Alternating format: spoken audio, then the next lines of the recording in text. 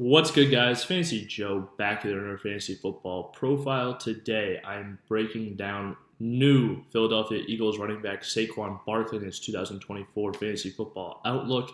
If you guys are new to the channel, make sure you hit that subscribe button. I post a ton of these fantasy football profiles, values, wide receiver rankings, all rankings for all positions, league winners, busts, value sleepers, all that type of stuff is coming out in the channel. So make sure you hit that subscribe button and stay tuned. If you have any questions or comments, leave them in the comment section down below. I'll respond as always. And please hit that like button. It really helps out the videos. But without further ado, let's get into it. So Saquon Barkley has signed with the Philadelphia Eagles this offseason, going from the New York Giants. He got a new deal, 3 years, $47.65 million up to $26 million guaranteed, which is a ton of guaranteed money for a running back, especially over 3 years.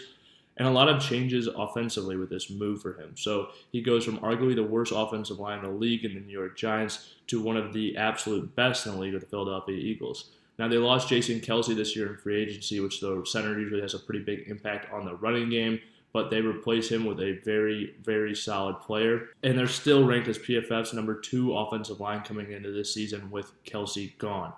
So that offensive line is a massive upgrade. I think it's going to help Saquon Barkley's efficiency numbers immensely. You see this 3.9 last year, 4.4 2 years ago. Even with that bad Giants offensive line, they were a little better 2 years ago, though. But I expect that number to be much higher than that 3.9, even that 4.4 from 2 years ago with this new offensive line and just a better offense in general, better quarterback.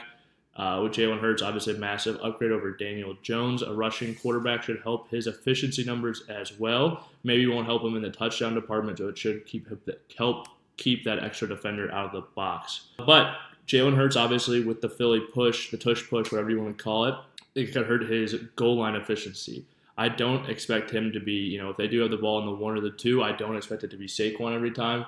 I think there are some more opportunities now. They get the ball at the 2-yard line. I think they might give it to Saquon. They spend a large sum of money on him. They've invested in Jalen Hurts. They want to keep him upright.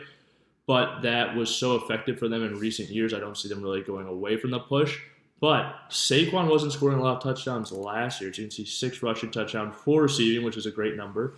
But I think he can have plenty of scoring opportunities still in this offense, making explosive plays himself, also scoring from the 5 to 10. And like I said, it's not out of the realm of possibility that they change up their offensive things, now that they have a running back in the backfield as talented as a Saquon Barkley. So coming down to where I have him ranked coming into this season, I have him projected for 270 carries, 1,242 rushing yards, 8 rushing touchdowns. I have him for 45 receptions, 315 receiving yards, and 2 receiving touchdowns. So I have him for 10 total touchdowns this upcoming season. And I think that 1,242 rushing yards is a number he could absolutely hit.